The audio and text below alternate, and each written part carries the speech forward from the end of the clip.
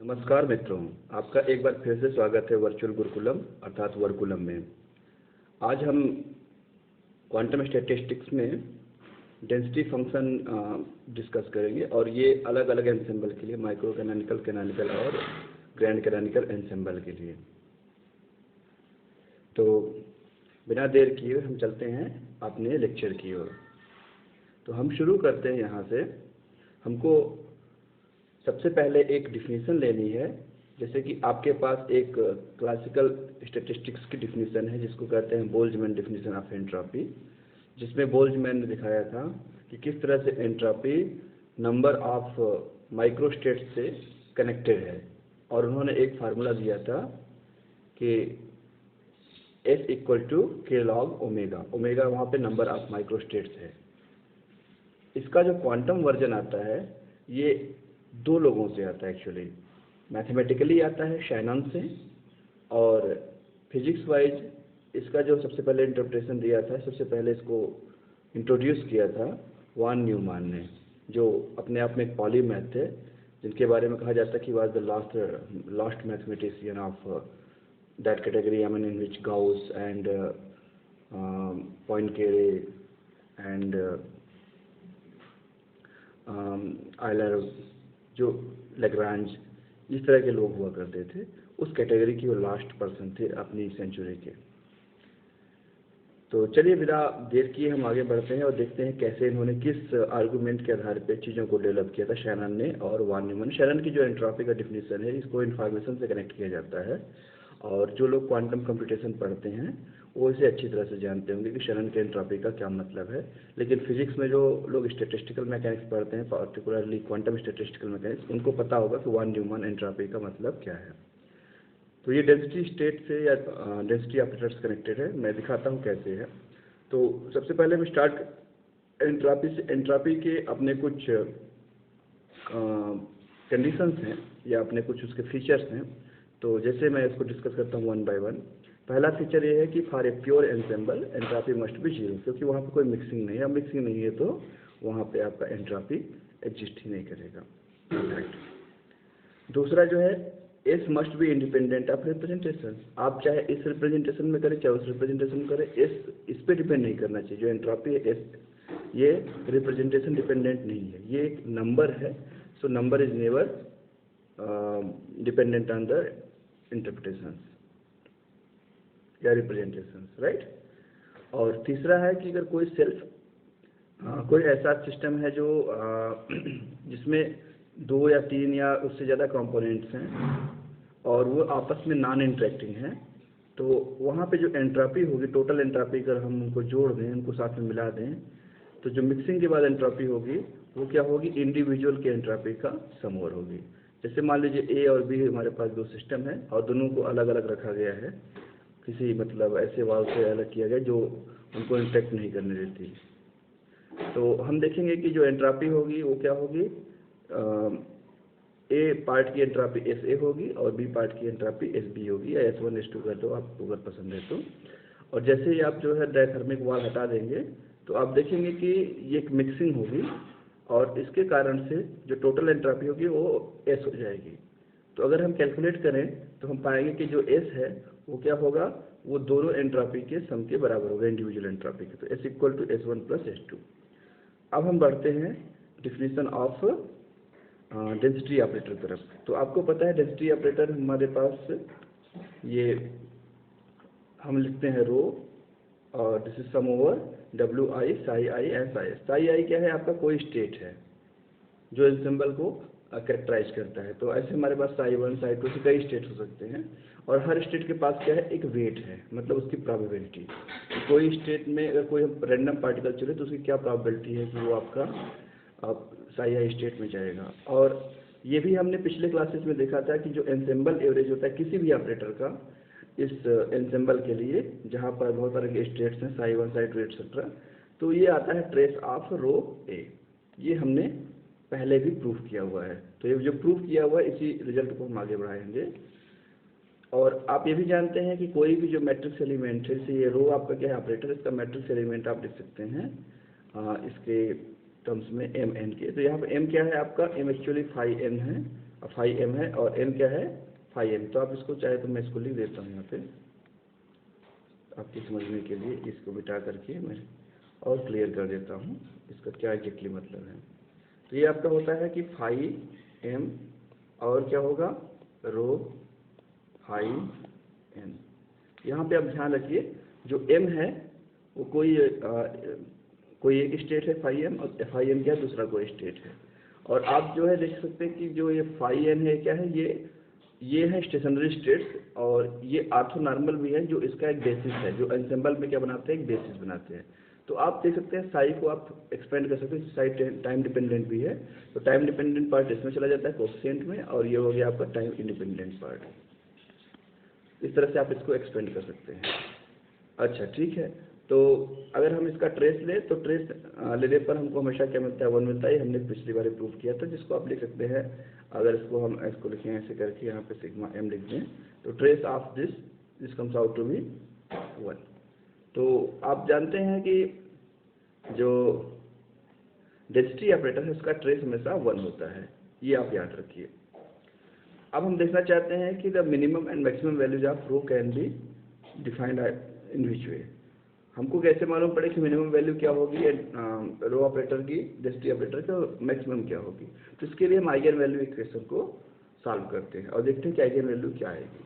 तो रो को किसी स्टेशनरी स्टेट फाई जे पे अगर हम अप्लाई करें तो हमको क्या मिलेगा, रो की डिफिनीशन से ये हमको मिल गया, और ये स्टेट की क्या है आपका फाई जे। अब यहाँ पे हमने फाई आई लिखा साई की जगह, तो हम ये मानकर चल रहे हैं कि ये जो आपका है ये स्टेशनरी एंसेंबल है। स्टेशनरी एंसेंबल में ये वाले कोएफिशिएंट की कोई ज़रूरत हमको नहीं पड़ेगी, तो साई आई क्या एक्चुअली साई आई ही हो जाएगा, तो इसको हमको ज़रूरत नहीं पड़ेगी लिखने की। तो ये सिंप्लिसिटी के लिए हमने किया हुआ है। तो ये क्या हो जाएगा आपका,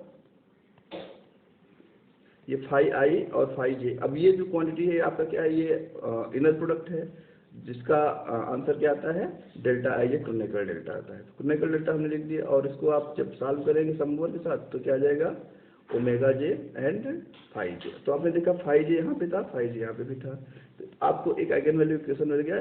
और रो का आइगन वैल्यू क्या है डब्ल्यू जे मतलब प्रोबेबिलिटी। तो प्रोबेबिलिटी की वैल्यू कहाँ से कहाँ तक जाती है, इसकी 0 से 1 तक जाती है।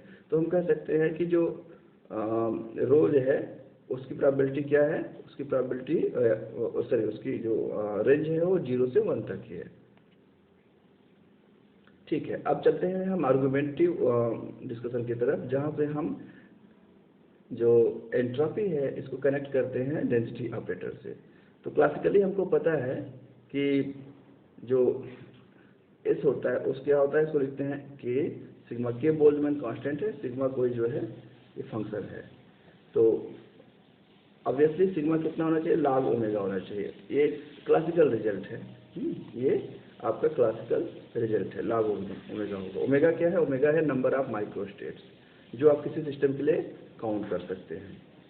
तो अगर आप जो है इसका क्वांटम एनालॉग लेना चाहते हैं तो एरनफेस्ट थ्योरम कहता है किसी भी जो है क्लासिकल ऑब्जेक्ट का जो क्वांटम एनालॉग होता है उसका जो कह सकते हैं कि क्वांटम काउंटर पार्ट होता है, वो एवरेज लेकर के जो वैल्यू निकाली जाती है उससे मैच करता है। तो ये जो log ओमेगा है समहाउ जो है इसका एक वर्जन होगा, क्वांटम वर्जन होगा जो एवरेज वैल्यू से मैच करेगा। तो log यहाँ पे हमारे पास क्या है, इससे कनेक्टेड क्वांटिटी क्या है, ओमेगा से कनेक्टेड क्वांटिटी हमारे पास रो है जो हमने यहाँ पे दिखाया हुआ है, और इसका अगर हम एवरेज लेंगे तो हमको कुछ ऐसा स्ट्रक्चर मिलना चाहिए, इसीलिए हमने ये वाला जो है एज्यूम किया कि ऐसा होना चाहिए। एरनफेस्ट थ्योरम जो है हमको एक आर्गुमेंटिव सजेशन देता है कि जो सिग्मा का जो एंट्रोपी है वो आपका क्या होना चाहिए, average of log rho operator, right. और अगर हम ऐसा करते हैं तो ये आपको पता है, इसको आप हमेशा लिख सकते हैं रो लॉग रो ट्रेस के फॉर्म में। क्योंकि ट्रेस के लिए क्या होता है, ये क्वांटिटी क्या होती है, अभी हमने देखा था कि ensemble average of any operator ये कितना होता है, ये आपका होता है ट्रेस ऑफ रो ए होता है। तो बस उसी फार्मूले का हमने यूज किया, तो इसको हम कह सकते हैं ट्रेस ऑफ रो लॉग रो, क्योंकि लॉग रो यहाँ पे ऑपरेटर है और आप ट्रेस एंसेंबल एवरेज ले रहे हैं तो वहाँ पे ट्रेस तो आएगा। ये हमने लिखा भी यहाँ पे। तो चलिए लिखते हैं, और हमको ये भी पता है कि रो कहाँ से है, रो का जो रेंज है वो क्या है 0 और 1 के बीच में है। तो लाग रो क्या होगा, लाग रो 0 और 1 के बीच में हमेशा निगेटिव होता है, लाग रो 0 और 1 के बीच में हमेशा निगेटिव होता है। और हमारे पास फंक्शन क्या है, हमारे फंक्शन है रो लाग रो है, हमारे पास फंक्शन का स्ट्रक्चर है रो लाग रो।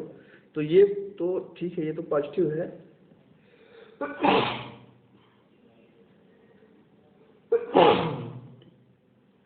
ये तो पॉजिटिव है ये वाला, और ये 0 से 1 के बीच में है, लेकिन ये वाला पार्ट क्या हो जाएगा, निगेटिव हो जाएगा। और अगर ये निगेटिव हुआ तो एंट्रॉपी भी निगेटिव हो जाएगी। तो कैसे इसको हम डील करें, तो सीधी सी बात है कि एंट्रॉपी निगेटिव तो होनी नहीं चाहिए। तो एंट्रॉपी को पॉजिटिव बनाए रखने के लिए हम क्या करेंगे, बाई हैंड जो है यहाँ पे एक निगेटिव साइन रख देंगे। शैनन ने इसको जो है मैथमेटिकली प्रूव किया है, तो हम उस पर नहीं जा रहे हैं, हम आपको आर्गुमेंटिव डिस्कशन दे रहे हैं, जिसको कहते हैं क्वालिटेटिव डिस्कशन। तो क्वालिटेटिव डिस्कशन कहता है कि जो ये वैल्यू है ये एक्चुअली निगेटिव है, जिसको पॉजिटिव बनाने के लिए माइनस से मल्टीप्लाई कर देते हैं। तो ये हमारा एग्जैक्ट डिफिनेशन देता है एंट्रोपी के लिए। और फिर आपको एक फार्मूला पता ही है कि एस इक्वल टू कितना होता है, के सिग्मा, कि यहाँ पे बोल्ट्जमैन कांस्टेंट है, तो आप यहाँ से टोटल एंट्रोपी निकाल सकते हैं। This is just apart multiplicative factor, इसको लिखने की आवश्यकता नहीं है। तो आप इसको चाहे तो जो है ये जो फार्मूला है हमारे पास, ये वाला फार्मूला, इसको आप कह सकते हैं Shannon and von Neumann entropy formula. Shannon इसलिए क्योंकि शैनन ने मैथमेटिकली इसको प्रूव किया था, वान न्यूमैन ने भी इसको जो है अपने ढंग से प्रूव किया था, दोनों क्रेडिट जाना चाहिए। That's why I am calling it Shannon और वान न्यूमैन एंट्रोपी फार्मूला। ठीक है, तो अब हम देखते हैं कि किस तरह से ये आपका सिग्मा की वैल्यू जो है ये ओमेगा जे के टर्म में लिखी जा सकती है। ओके, तो यहाँ पे हमारे पास क्या ऑपरेटर्स हैं, हम चाहते हैं इसको जो है आइगन वैल्यू इक्वेशन में लिखना। तो इसके लिए आप क्या करिए, रो को आप फाई जे पे अप्लाई करिए, और इसके बाद फिर आप को मिलता है डब्ल्यू जे फाई जे।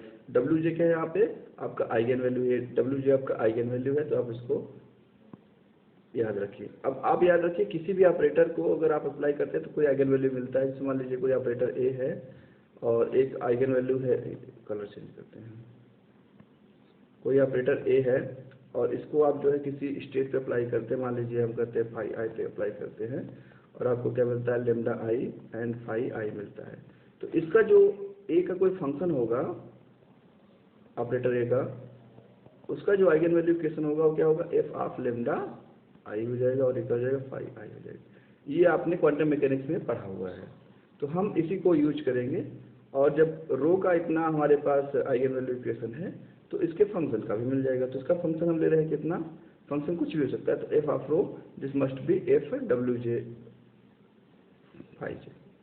और यहाँ पे रो कितना ले रहे हैं, रो ले रहे हैं माइनस रो लॉग रो ले रहे हैं। तो ऐसे यहाँ पे भी क्या हो जाएगा, यहाँ पे इसका फॉर्मेट हो जाएगा डब्ल्यू जे लॉग ओमेगा जे। अब हम इसको क्या करेंगे, इसको हम जो है इनर प्रोडक्ट लेंगे फाई आई के साथ में, इनर प्रोडक्ट लेंगे तो यहाँ पे क्या मिल जाएगा आपको, डब्ल्यू जे लॉग जे। और इसको आप अब यहाँ पे क्रोनिकल डेल्टा है, तो क्रोनिकल डेल्टा को मैनेज करने के लिए हमको क्या लगाना पड़ेगा, हमको लगाना पड़ेगा समेसन। तो हम यहाँ पे इसको आई जे, इस पूरे ऑपरेटर को कंपोनेंट फॉर्म में लिख सकते हैं, आई जे लिख सकते हैं। तो हमने यही किया, यहाँ पे आई जे लिख दिया है। अब इसको हम क्या करेंगे, सम ओवर कर देंगे। सम ओवर करेंगे तो इसको जे के लिए करेंगे तो आपको क्या मिल जाएगा, आपको मिल जाएगा जे के लिए करेंगे तो जितने भी जे हैं उनको आप रिप्लेस करेंगे आई से, तो ये हो जाएगा आपका W I log omega I, log W I हो जाएगा। और इधर में देखिए इसको जे से सम कर दिए तो हमको ये इतना मिल गया जे के साथ सम करने, और आई के साथ सम करने पर क्या हो जाएगा, इतना मिल जाएगा। ठीक, तो आपको क्या मिल गया, ये सिग्मा आई जे और सिग्मा आई एंड सिग्मा जे का जो सम ओवर है पूरे जो है ये स्टेट पे, ये आपको क्या देगा, ये आपको देगा ट्रेस, ये आपको ट्रेस देगा। तो इनफैक्ट आप क्या लिख सकते हैं, आप लिख सकते हैं trace of minus rho log rho A eigen value wise, ये इसकी वैल्यू कितनी होगी, डब्ल्यू आई और लॉग ओमेगा आई। यहाँ पे हमने फिर से एक बार हमें फिर से एम्फेसाइज करना चाहिए कि डब्ल्यू आई यहाँ पे क्या है, प्रोबेबिलिटी है, probability of getting something in a state phi I या साई आई जो भी है। तो हमारे पास एक जनरल फार्मूला आ गया प्रोबेबिलिटी के टर्म में, सिग्मा इक्वल टू, अब यहाँ पे देखिए यहाँ पे कोई भी ऑपरेटर नहीं है, ये सिर्फ जो है वैल्यूज है, तो sigma equal to W I log omega I. अब हम डेंसिटी ऑपरेटर अलग अलग एनसेम्बल के लिए कैलकुलेट करेंगे। तो माइक्रो कैनोनिकल के लिए हमको पता है कि ये जो होना, ये किस पे डिपेंड करता है, ये डिपेंड करता है आपके नंबर ऑफ माइक्रोस्टेट्स पे। और ये नंबर ऑफ माइक्रोस्टेट्स कैसे कनेक्टेड है डब्ल्यू एन से या ओमेगा एन से, ये है 1/कैपिटल ओमेगा जो नंबर ऑफ माइक्रोस्टेट्स है। तो ये फार्मूला होता है, इसको हम इस्तेमाल करते हैं और ये जो है बाय डेफिनेशन है, तो अदरवाइज जो है जीरो हो जाती है। और जहाँ पे जो है ये एनर्जी रेंज में है, एनर्जी रेंज मतलब कि जो पार्टिकल की एनर्जी है nth स्टेट में, अगर वो एक बैंड की एनर्जी है, मतलब E और E प्लस डेल्टा E के बीच में है, तब तो एग्जिस्ट करेगा, अदरवाइज एग्जिस्ट नहीं करेगा। और ये कितना होता है 1/ओमेगा, और आपको पता है ये लॉग ओमेगा वाला है ना, यही ओमेगा है, नंबर ऑफ माइक्रोस्टेट्स। तो इस तरह से ये आपस में इंटरकनेक्टेड है। ये क्लासिकल रिजल्ट है, तो हम इसको यहाँ पे ज़्यादा डिस्कस नहीं करेंगे। और इससे जो है आप यहाँ पे डेंसिटी ऑपरेटर निकाल सकते हैं मैट्रिक्स फॉर्म में। तो ये आसान है। थोड़ा सा आते हैं, डिफिकल्टी जाती है कैनोनिकल एनसेम्बल के लिए। तो कैनोनिकल एनसेम्बल के लिए हमको पता है कि जैसे कैनोनिकल एनसेम्बल में जो एनर्जी होती है वो रिडिस्ट्रीब्यूट हो सकती है, क्योंकि टेम्परेचर वाली बात है यहाँ पे। तो होता क्या है कि जो टेम्परेचर होता है वो चेंज हो सकता है, मतलब एक इक्वलाइजेशन होता है, तो एनर्जी जो है वो आपस में चेंज होती रहती है। तो हम कह सकते हैं कि जो प्रोबेबिलिटी है या डेंसिटी ऑपरेटर है, that should be dependent on e⁻βh। अब एच क्या है यहाँ पे, एच एनर्जी ऑपरेटर, जिसको हम हैमिल्टनियन ऑपरेटर भी कहते हैं, ये होना चाहिए। तो ऑब्वियसली जब हम प्रोपोर्शनलिटी कांस्टेंट हटाएंगे, जब प्रोपोर्शनलिटी हटाएंगे तो एक कांस्टेंट हम यहाँ पे इंट्रोड्यूस करें। क्या कांस्टेंट है इसको हम अभी डिस्कस कर लेंगे। और बीटा यहाँ पे क्या है, बीटा आपको पता है 1/kT है, ये पार्टिकुलर टेम्परेचर के लिए होता है बीटा। तो अलग अलग टेम्परेचर के लिए हमारे पास अलग अलग जो है बीटा मिलेंगे। तो अब यहाँ पे हम क्या लिखते हैं, इसको हम अगर लिखना चाहें मैट्रिक्स फॉर्म में, तो matrix element of rho, this is a rho mn, तो इसको हम क्या लिखेंगे phi m, एंड ये पूरी क्वांटिटी का एक इनर प्रोडक्ट लिखेंगे। और आपको ये भी पता है कि ट्रेस ऑफ रो कितना होता है, 1 होता है। इसका मतलब हम इसको लिख सकते हैं ट्रेस ऑफ रो कांस्टेंट, और ट्रेस ऑफ इतना लिखेंगे, राइट, बाय फार्मूला। तो ये 1 हो गया, तो कांस्टेंट इक्वल टू क्या हो जाएगा, 1/ट्रेस e⁻βh। इसको हम कहते हैं पार्टीशन फंक्शन, 1 ओवर पूरी क्वांटिटी को क्या लिखेंगे, पार्टीशन फंक्शन। इसको लिखेंगे z, सॉरी 1/z लिखेंगे इसको, मैंने छोटी सी गलती कर दी है यहाँ पे, 1/z। ये z क्या है आपका, z मतलब ये पूरी क्वांटिटी, ये z है, ट्रेस ऑफ e⁻βh z है। तो आप रो की वैल्यू रख दीजिए कांस्टेंट इंटू e⁻, कांस्टेंट कितना 1/z है, तो आपको ये फॉर्मेट मिल गया। तो यहाँ से आपको क्या मिल गया, यहाँ से मिल गया रो इक्वल टू आपको e⁻βh and divided by trace e⁻βh। तो इस तरह से सम ओवर चीज़ें हैं, जैसे कि हमने क्लासिकल मैकेनिक्स में देखा था, बिल्कुल उसी तरह से है। लेकिन यहाँ पे सम ओवर जगह हम लोग हर जगह ट्रेस लेंगे, क्योंकि ऑपरेटर की बात है, तो यहाँ पे सम ओवर नहीं बल्कि ट्रेस लिया जाएगा। और ऑब्वियसली जेड यहाँ पे क्या है, जेड मतलब जो आपका पार्टीशन फंक्शन है वो ट्रेस ऑफ e⁻βh है। और ग्रांड कैनोनिकल के लिए क्या होता है, ये रो किस पे डिपेंड करता है, ये आपका βh पे तो डिपेंड करता है, साथ साथ नंबर ऑफ ऑपरेटर पे भी, या जिसको कहते हैं कि केमिकल पोटेंशियल म्यू पे भी डिपेंड करता है, और नंबर ऑफ पार्टिकल पे भी डिपेंड करता है। तो यहाँ पे कंडीशन है μn equal to this much. तो अगर आप इसको आगे ले जाएं तो आपको फिर वही फार्मूला मिलेगा, जैसे कि हमने कंपोनेंट फॉर्म में इसको लिखा था। और इसका आप ट्रेस लेंगे तो ट्रेस इक्वल टू 1 होता है, और इसी फार्मूले से हमको क्या मिल जाएगा, यहाँ पे मिल जाएगा ट्रेस ऑफ दिस। और इसको आप अगर रखते हैं तो आपको फाइनल फॉर्मेट क्या मिलेगा, रो इक्वल टू, एक ग्रांड कैनोनिकल के लिए है e⁻βh and e⁻β μn by z। और z क्या है यहाँ पे, z यहाँ पे देखिए, यहाँ पे दो चीज़ें हैं, trace of e⁻β μ1 and trace of e⁻βh, ये दो चीज़ें हैं। तो ये हो गया हमारा ग्रांड कैनोनिकल एनसेम्बल के लिए डेंसिटी ऑपरेटर का स्ट्रक्चर या डेंसिटी ऑपरेटर का एक्सप्रेशन। तो आज के लिए हम यहीं पे स्टॉप करते हैं। अगले लेक्चर में हम डिस्कस करेंगे कुछ रिलेटेड प्रॉब्लम, और उनको सॉल्व करेंगे, और जिससे हमारी अंडरस्टैंडिंग और क्लियर जाएगी कि एग्जैक्टली जो है हम कैसे इसको डील करते हैं। अगर कोई प्रॉब्लम आ जाती है, न्यूमेरिकल प्रॉब्लम आ जाती है, कॉन्सेप्चुअल प्रॉब्लम आ जाती है, तो उसको हम कैसे डील करेंगे वो हमारे अगले लेक्चर में आने वाला है। तो तब तक आप हमारे साथ बने रहिए। अगर आपने हमारा चैनल सब्सक्राइब नहीं किया है तो आपसे फिर से रिक्वेस्ट है, आप उसे ज़रूर सब्सक्राइब कीजिए ताकि हम आप तक और अच्छे अच्छे वीडियोज़ और नॉलेजफुल आर्गूमेंट्स लेकर के आ सकें, अलग अलग टॉपिक पे आपके वीडियोज़ बना बना कर आपका सहयोग कर सकें। जो ऐसे टॉपिक भी होते हैं जिन पे जो है बहुत सारी क्लैरिटी नहीं है, बहुत सारे कैलकुलेशंस नहीं मिलती हैं, तो उनको हम ढूंढ कर आपके लिए ले आएंगे। और अगर आपके कोई कमेंट्स हैं, आपके कोई सजेशंस हैं, तो उन्हें कमेंट बॉक्स में लिखना बिल्कुल ना भूलें। Thank you very much.